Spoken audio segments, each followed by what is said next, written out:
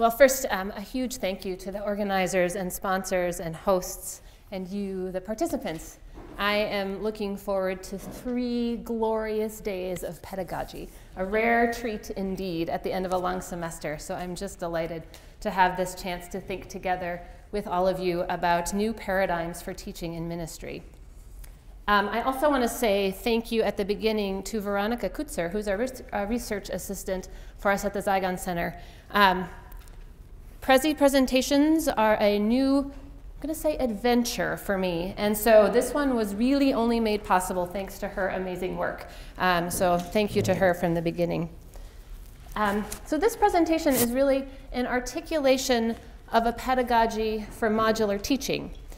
We're going to have the opportunity to develop what modular teaching is in a case study here shortly. But for now, we're going to just say that it's simply discrete, embedded learning opportunities that, when done well, are integrated in and supportive of longer learning opportunities. So you can kind of get the sense here, right? You've got the kind of wedge modules that are embedded in a course, in a curriculum, and they have these kind of interesting shapes and colors and textures. So this will be sort of our visual signal for modular pedagogies here along the way. The opportunity really for me to be reflective about modular pedagogies came by way of this curriculum grant awarded by the John Templeton Foundation to the Zygon Center for Religion and Science in January 2013. In a nutshell, the grant provided the capacity for us to implement modules of teaching and learning in religion and science across the master's level curriculum at the Lutheran School of Theology at Chicago. I'm going to try to avoid the acronyms on the whole, but LSTC in the future here. So to embed these modules in the curriculum at LSTC. As a faculty, the LSTC faculty had a chance to be reflective about modular pedagogies with a wonderful Wabash consultant, Dr. Israel Galindo from Columbia Theological Seminary. And really, this presentation is an attempt to teach what we've been learning there. Thank you also in advance to Richard for presiding, and I'm looking forward to your questions. I'm really curious to hear what you're hearing in what follows here. So the title of my presentation, oh yeah, one more key here. This is our little learning outcomes guide. Don't read this yet, we're going to come back to it, but just one more key to the signals learning outcomes. These are the most text-heavy slides that you'll see throughout here, but when you see him, that's what's going to be there, so you can kind of key learning outcomes, so they're coming. The title of my presentation advertises that I'll be trying to create space for science in theological education. You'll notice the skeptical face here, right? So in case you're thinking, this is all well and good, but neither science nor religion and science will be part of my teaching anytime soon. I have 2 replies from the beginning here. First, of course, I hope to change your mind. I really would like to convince you of the value-added nature of teaching science in and for ministry. But second, while I'm going to be arguing here for teaching science in seminaries, I'm also going to be arguing for the aptness of modular pedagogy for teaching and the many ways in which this mode of teaching and learning can open up other spheres of theological education. I've seen this modular teaching, now that we've been doing it in religion and science, have had faculty colleagues say, oh, couldn't we do this sort of thing with spiritual formation, with cross-culture, multidisciplinary cultural competencies?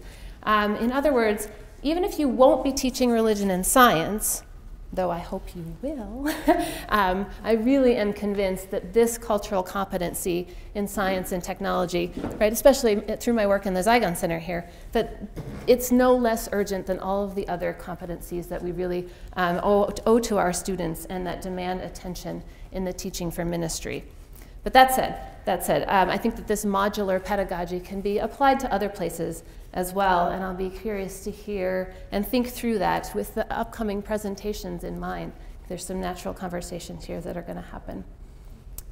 So at the end of this first session together, I'm hoping that you'll be able to describe a model for scientific literacy and theological education, to articulate a pedagogical framework for modular teaching and learning, and more excitingly, I think probably, imagine a module that would enhance the teaching and learning in your context.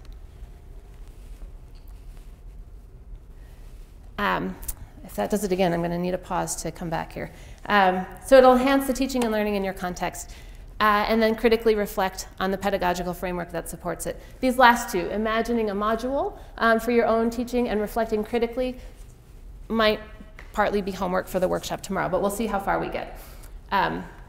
Before we jump in here, a small piece of context for where this was happening. So LSTC is a seminary of the Evangelical Lutheran Church in America, which is here after the ELCA. Those are the only two acronyms, I promise. So LSTC is part of the ELCA, and we're part of this loose affiliation of 8 denominational seminaries across the United States. We're located in Hyde Park in the south side of Chicago. We're primarily a residential seminary, and the largest percentage of our students are in the Masters of Divinity program, and they're on their way to a first call in an ELCA congregation. LSTC has long-standing commitments to urban, multicultural, ecumenical, and its interfaith and university contexts. And this is expressed at LSTC in a whole variety of ways, and the goal is really to prepare students to engage the diversity and changing dynamics of contemporary life, to knowledgeably interpret Scripture, and to care for God's people and God's creation. For more than 25 years, the Zygon Center for Religion and Science has partnered with LSTC in this mission. So, all of which is to say that when the Templeton Foundation awarded us this grant to embed religion and science learning modules into the curriculum, we were well poised to take up the project. So, in the 2.5 years, this is one of the texts that we use in one of our learning modules we'll come back to, and it gets the award for the best title. I have to show Proust and the Squid. That's just good fun. So in the 2.5 years that we have had this project going, we've designed 20 learning modules in science and religion across the curriculum. I'm hoping that we'll get to share more of those across the conference time here, but I'm going to share just one today and this afternoon as a kind of case study for us in modular teaching.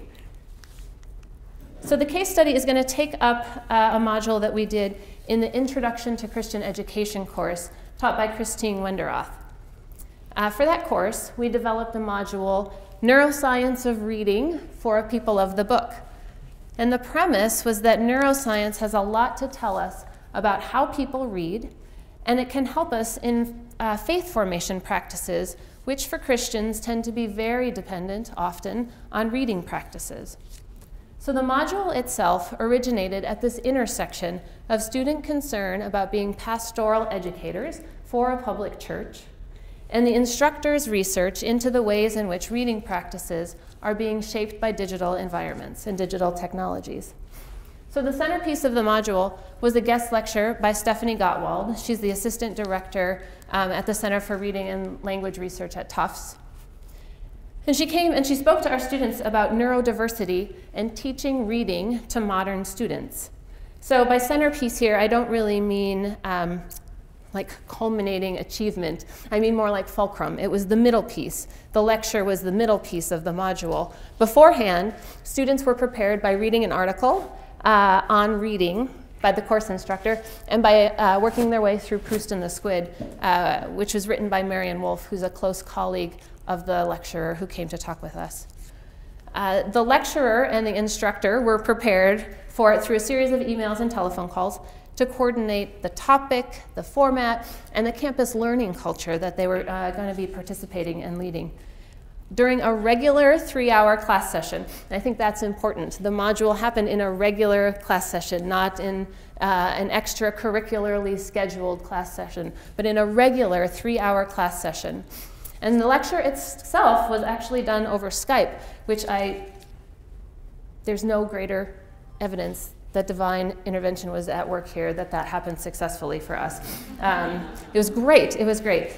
So we did this lecture by Skype. She joined us that way, and she covered in her lecture brain diversity as normal variation rather than deficiency.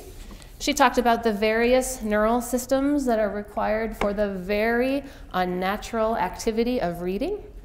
She talked about the plasticity of the brain that allows for reading even among dyslexics. And she talked about brain variation and plasticity and what they mean for the classroom. And finally, she talked about the influence of technology on brain function and the difference between deep reading and the kind of scanning reading that happens often in digital environments. So following the lecture, there was a lengthy question and answer session with the scientist herself. This included at least four final questions because the students were not willing to let her go and would not let the class end. Their learning, the student learning, was reinforced with a follow-up assignment that asked lecturers to imagine ways that the church, and especially Sunday school, could support brain variation and deep reading. So this, to my mind, is kind of the picture of what the module looked like. The context was this semester-long course in Christian education, and at the kind of pivot was a regularly scheduled class period with a 3-hour session that included a lecture by a working scientist and question and answer, and then some pre-work for students and instructor and lecturer, and some post-work constructive integrative assignments for the students. So we're going to come back to this case study. This is the case study for the rest of the talk here this afternoon. So one of the outcomes for the module that we did here in this course was to increase learners' literacy, which is a mouthful, learners' literacy in neuroscience. But what does that really mean? I'm going to ask that you take a minute to think for yourself about scientific literacy. What would it mean for you, your colleagues, your students, your peers, to be scientifically literate? What practices would indicate evidence of science literacy for your students or your colleagues or your peers? Is science literacy even a value in your context? What would that look like? What does science literacy look like for you in your context? I'm actually going to ask that we take a minute or two to do this.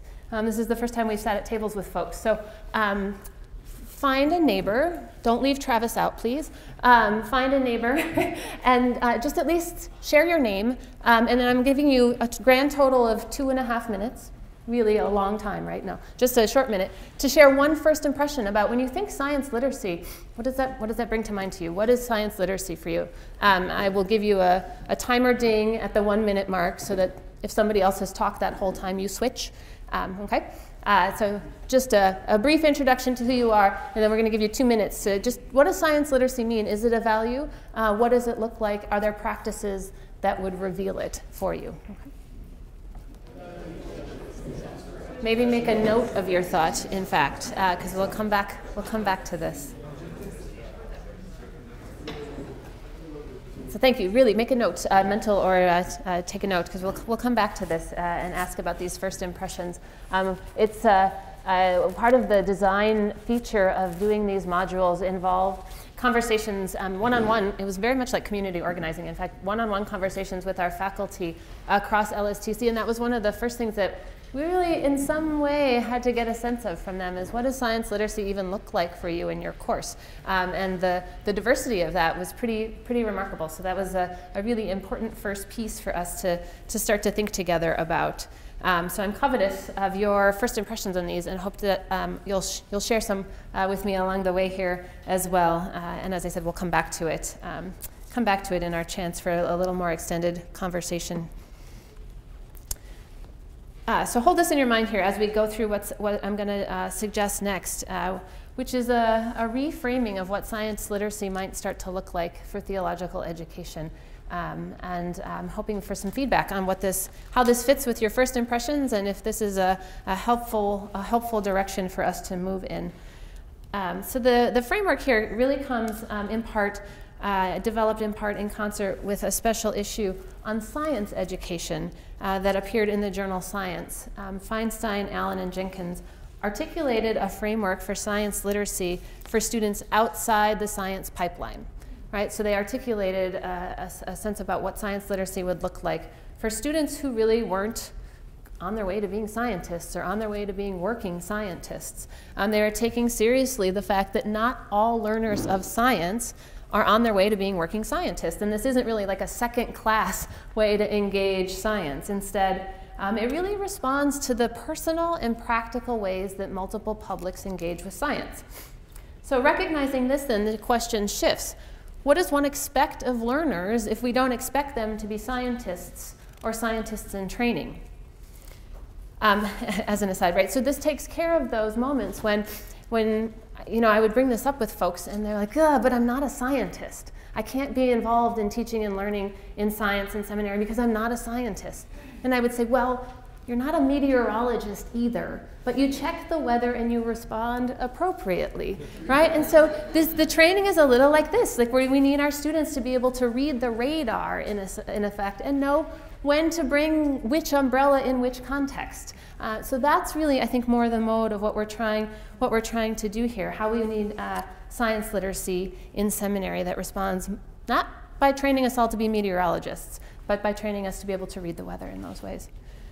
So the authors here in this article that moves science literacy beyond the science pipeline, they suggest 3 benchmarks of science literacy, I think, that can be really helpfully applied to theological education.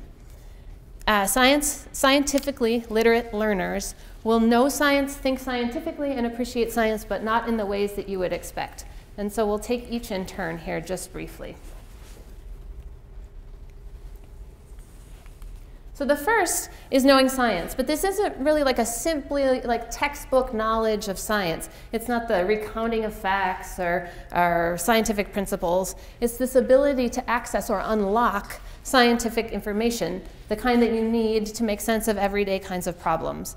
It's really the ability to translate a problem into scientific questions and cultivate the curiosity to pursue them, and then develop some skills to connect your prior knowledge and your questions with scientific information in ways that are helpful. So knowing science is more about accessing science, right? It's about unlocking science information for the kinds of practical questions that are being carried. Our case study did this, right? They took the everyday questions about the changing practices of reading and used those to provoke access to current scientific information about brain plasticity and brain diversity. Our invited speakers and integrative lectures and discussions and assignments connected these everyday questions, prior experience, and reliable scientific information. It gave access to scientific information. So that's the first of the 3 here, 3 benchmarks. The second benchmark in terms of science literacy then is to think scientifically. But again, this isn't in order to participate in the iterative, peer-reviewed methods of science. Rather, it's an ability, and this is how the authors from the Science magazine, Science Journal, put it. It's the ability to judge the trustworthiness and local validity of putatively scientific claims. It's about this ability to make nuanced assessments of scientific credibility of particular research accounts. Right, so in order to do this, now students are going to need to know something about how science works. Right, they're going to need to know something about peer review, about conflict of interest, about publication and professional reputation, and those sorts of things. But the goal isn't to create scientists, but to train students in ministry to be intellectually savvy interpreters of the outputs of science. So we want our students to think scientifically, but not in the way that you might first expect. It's in order to do this kind of judging of trustworthiness and validity. So in our case study then, let's take this issue of brain plasticity. Now this is one of those issues that receives a fair amount of media attention. Right now, as I was preparing notes for this talk, on my Facebook feed came up a headline. This is right, of course, entirely reliable information from my Facebook feed. But you get this sort of thing, right? New Alzheimer's treatment fully restores memory function. So part of that, it's a really interesting study actually, so if you Google that, but they found some really amazing things working with mice and how a treatment restores memory function there. But part of the outcomes from our module is that learners have some skills to judge the reliability of news like this, and to think thoughtfully about how to apply or ignore it if it's unreliable. In this case, one of the skill sets that we're cultivating is the ability to read headlines like this and know how and when to go and ask an expert to check it out. So that's the second benchmark for science literacy that we're working with here, the unlocking and the judging. And finally, there's this third, appreciation of science. And here, I don't mean sort of a warm, fuzzy feeling about science, which really, in my experience, that kind of appreciation of science tends to backfire pretty quickly in the classroom. The critical and ethical questions that students bring to science and science literacy questions, I think, are pretty ever present. And when we ignore them, it actually has this effect of entrenching distrust rather than appreciation. So I think that really the cultivation of these deep, durable engagements involving science often come along with critical engagement with science. So it's this paired way, a kind of really deeper, longer lasting appreciation of science. The authors in the article that I'm bringing to us here suggest that the way to do that, the way to cultivate this deep, long-lasting engagement with science, is to open up to students a whole variety of kinds of science to do that. And they'll find one that has a hook. That might be true, but again, in our experience, there's a real missed opportunity here, and that is the gift of real working scientists. These are some of the folks that have lectured with us. Gail Wolszak in the bottom here is our associate director. So these are folks, scientists that have worked with us. Gail's a microbiologist, is a geneticist, systems information and artificial intelligence, an astronomer, palliative care. So we have this whole chorus of real working scientists. And I think that this actually is the place in which to cultivate the deep, lasting engagement with science, is through the relationships with working scientists. So we emphasize, again, here in the case study, we emphasize this as a really important feature, bringing in working scientists, because we found that the cultivation of healthy, curious, critical appreciation of science is nurtured when the practice of science is embodied, right? It's incarnate in real scientists, some of whom see their work as a calling and have this rare opportunity to share that with students. Not all of them. We actually try very hard. That's not there's not a litmus test about what kind of science and who you are before you come with us, come to speak with us. We really want to hear the science from folks, and it's a very interesting conversation. When I called Barbara DiEugenio up. She teaches in the Chicagoland area, and she does artificial intelligence. She said, "I'm not a believer, and I don't know why you're calling me. What is it that you want me to do here?" And I said, "We really want to hear the science that you're working on." And she does all this really interesting systems, artificial intelligence systems, and the project that she ended up with had applications in healthcare, and that several of our students had just come off of CPE experiences. So there's this, moment with a real working scientist bringing the best of her craft to us and the kind of conversation and connections. And I think that's really the way to cultivate this kind of appreciation of science, is to get it in the person of the scientists themselves. Okay, so in summary then, what we've got is this picture of science literacy that enables students to access and interpret science in the context of complex real-world problems, to judge the credibility of scientific claims on both social and epistemic cues, and to cultivate deep and durable involvement in science. This is the way that the benchmarks have been listed out in this article. When we're adding the friendly amendment that the final one in particular can happen in and through the building of relationships with real working scientists.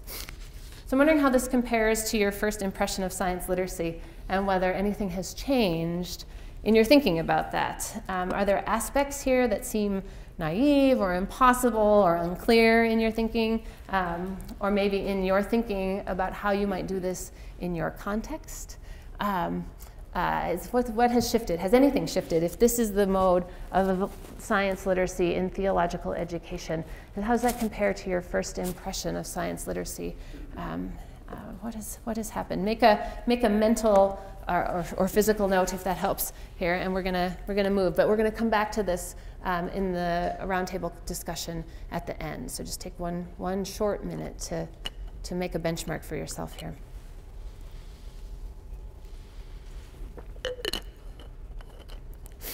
So you'll notice as well that there's a subtle shift that happens. The rationale that accompanies this way of doing science and doing science literacy and theological education isn't a response to the crisis in theological education mode, right? We're not doing science in seminary because it makes us relevant or hip in some way. Instead, I think it really can be done from this place of abundance that responds to the gifts of people whose vocation is science. And it's a faith-filled way to explore with curiosity God's creation. And it's a way to serve the church in caring for our neighbors in very concrete ways as they ask very particular questions to which science can be an ally. So content is clearly a necessary component of the work here, but it's not sufficient. You'll notice in this Neuroscience of Reading module, students were being formed to access science through responsible, respectful engagement with the scientist and current science literature. Science literacy, as described here, has included this interpersonal leadership experience with scientists as the means to the learning outcomes. And as a bonus, instructors themselves are teaching and modeling this new learning literacy. They're not pretending to be scientists per se, but they too are cultivating this deep engagement with scientists in their work in ways that are credible, intellectually credible, spiritually formative, and honoring the gifts of working scientists. So before we shift frames here, we're going to do one insight and one parking lot issue. I don't know if this makes sense, right? If you've done workshops, sometimes this is a trope that gets used, right? So an insight, a moment where the light bulb has gone off. Parking lot issue it's one of those big issues that you can't move on without at least naming, but you don't have any time whatsoever to deal with. So you name it, you park it, and you drive on. So we're going to do an insight and a parking lot issue with this, and then we're going to move on. So the insight on this point, right, is that doing modular teaching this way with science literacy, it starts to undermine content coverage models of teaching and learning, right? You can't, if you've got a module, you can't cover it all. You just can't do it. And what has been really interesting is to watch, sort of with surprise and delight, how much you can do in a really well-crafted module. It shifts things. It shifts things away from content coverage as the goal of teaching. And that's a really, I think, actually sometimes slightly subversive, but interesting additional piece of what this modular teaching can do. So the parking lot issue is that these modules, the way that we're describing them, are really team teaching. And that opens up an entirely necessary subset of pedagogical considerations. And it's team teaching across disciplinary boundaries, right? So it's team teaching with a scientist. So there's a lot of skill development that often needs to happen in terms of team teaching. I'm going to name it, and we're going to move on. So those are the big ones. Okay, so in this first part, what we did was outline learning outcomes for the module itself.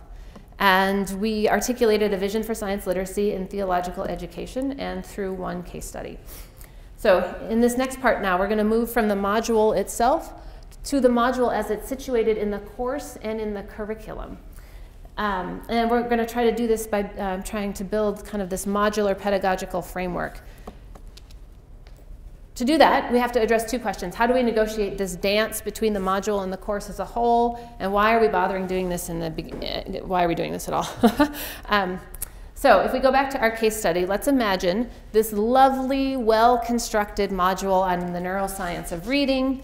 Let's imagine that it involves a stunning presentation, inspired answers, engaged students, fully rested, fully present instructor. We're using our imaginations. Here's the catch, right? Even if the module is perfect, and I have no idea what that would mean, but even if it's perfect, if the module itself isn't integrated into the overall course, students will find, rightly, I fear, that this perfect module is a waste of time. Just dripping away. It wasn't the case for our module, but why is that? I'm going to suggest that there are two key features for successful integration of the module into the course. First, the module emerged from this intersection of instructor interest and student experience. It was developed out of this really rich soil of prior experience and needs assessments by the students. The module was designed to answer questions that people were actually asking, like, isn't the iPad a threat to biblical literacy? Why is reading so hard? As an educator, I've experienced diversity in reading skills and processes. Why is that, and how do we support that? And probably most honestly, Sunday school isn't working. Help, right? So that's one reason why. The second is that the module itself was designed to support both the discrete learning outcomes for the module and at the same time the larger overall learning outcomes for the course. So again, if we go back to our case study here, these are the outcomes for the module itself. Demonstrate through engaged questions, comments to the presenter a basic understanding of the role of brain activity in reading. Describe what brain variation and plasticity mean. Articulate through engaged questions the influence of technology on brain function and the difference between deep reading and scanning. So these are outcomes that embody those science literacy goals that we have been discussing. The learners will demonstrate knowledge of neuroscience to make sense of the everyday problem of reading. And it requires accessing new science information about the brain, judging it with respect to scientific validity, and putting it to use in its applicability for teaching. Now, only time will tell whether or not this was in fact the seed for a deep and lasting engagement of science, granted.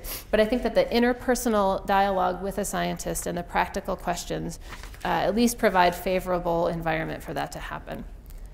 So all of that was necessary for the success of the module, but in addition, the course as a whole had this learning outcome.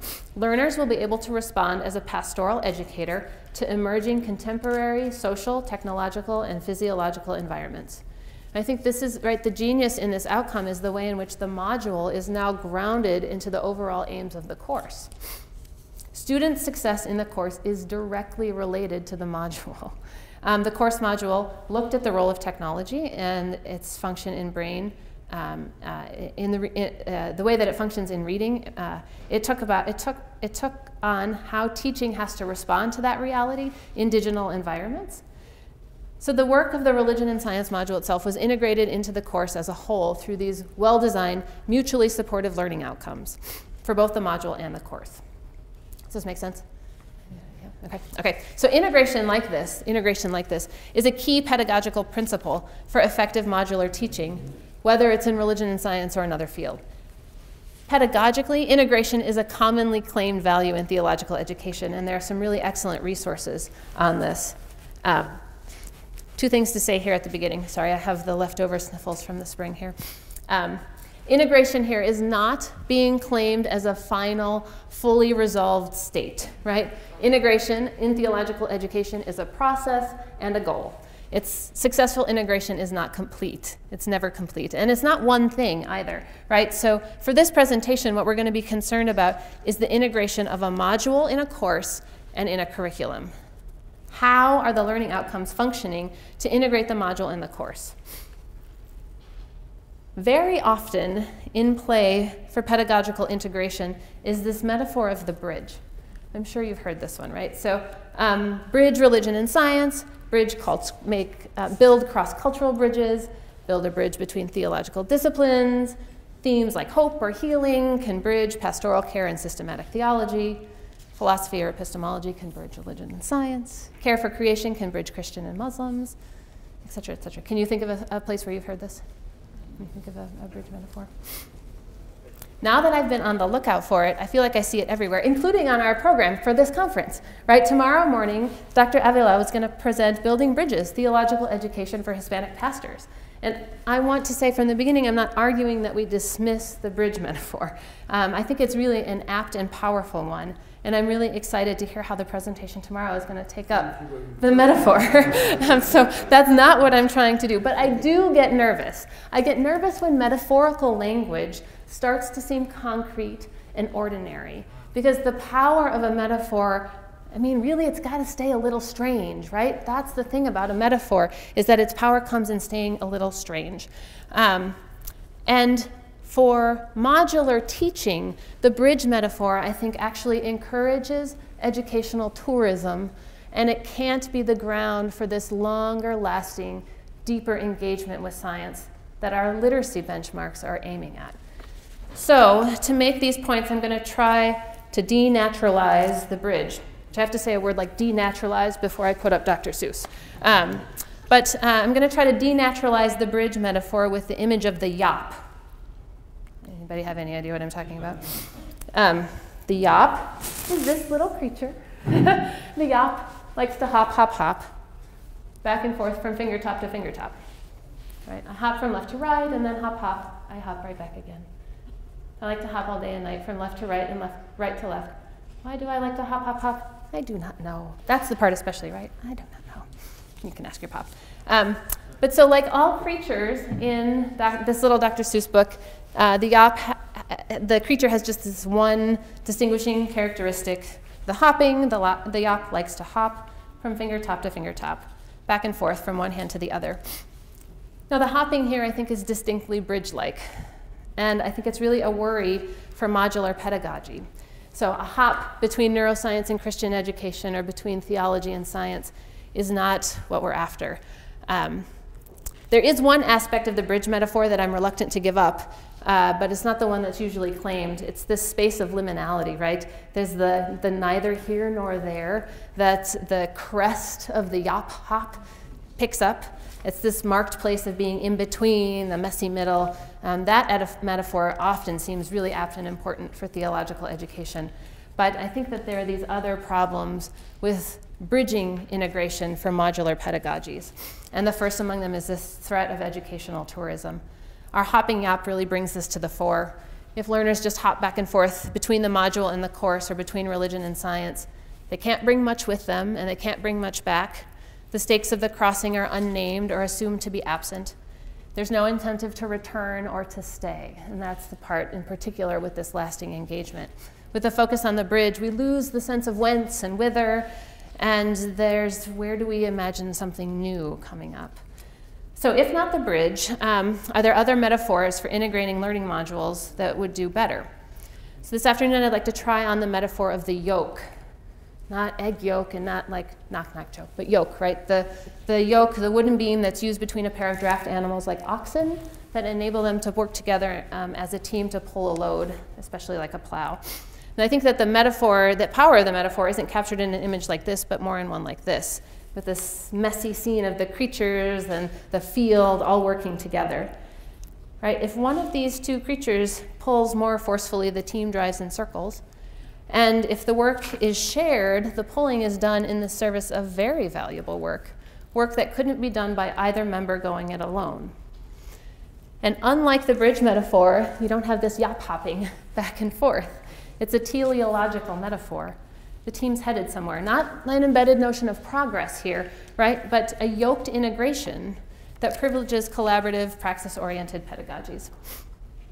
So admittedly, I am etymologically predisposed to this metaphor. The Zygon Center shares a root with the word zygote, which is the Greek for the act of yoking, harnessing, binding, joining. But there's a further reason for proposing this yoke framework. Yoking carries a history and constant danger of privilege and oppression. Yoking is an ambiguous framework. And this is, I think, part of its value. Some yokes are easy and light, and some are oppressive and a burden, and it may not always be easy to know which is which. But as a framework, then, we are never exempt from reflecting and teaching in light of this ambiguity.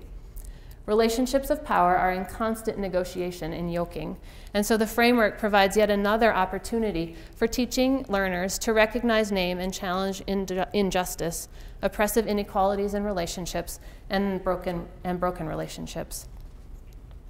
So in our case study here, the neuroscience of reading for the people of the book, the learning outcomes for the course and the module were yoked.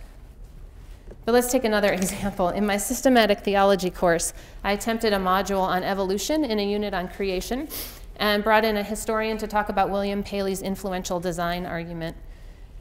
It was a bridging pedagogical design. It was a yop hop for sure. I was really hoping that students would see the seemingly forced choice between evolution and creation as part of a much longer, more diverse stream of theological thinking about biblical exegesis and divine action. It wasn't really a miserable failure, but I would say it was much more like a novelty. Like they picked up an educational souvenir in 19th century theology. The module wasn't really yoked to either the student perceptions that they brought into the course or the overall course learning module outcomes. The second time around, we did a module on Augustine's view of original sin and human nature as a way to open up questions about evolutionary human origins, biblical interpretation, and the theological merits of Augustinian theology. Unlike the first module, the module was yoked to student concerns. They had questions about Adam and Eve and human corporeality and sexuality and heredity. And the module was yoked to course goals for learners to be able to name and justify the criteria or norms used in their theological and historical analysis, and to be able to connect historical texts and contexts to contemporary culture, media, communities, experiences, and theological perspectives and practices. The module builds scientific literacy by helping students access science information and to judge its relevance to foundational questions in theology. It was yoked to real questions and course outcomes.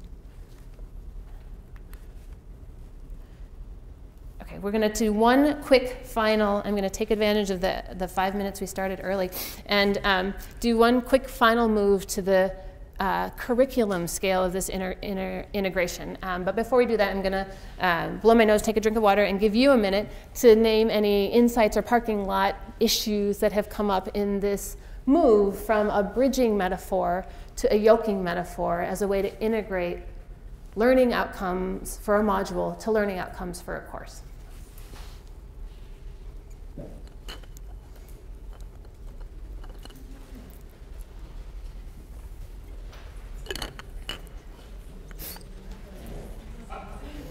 You don't get to talk to your neighbors very much yet. This is just for you to think.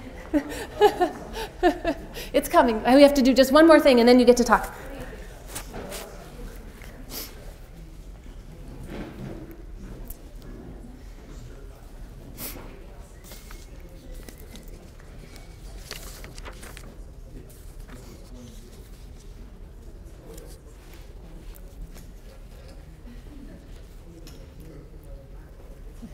All right, as the final thing that I want us to do here, we're going to move from the level of the module in the course to the module in the course in the curriculum, right? So this is the move now.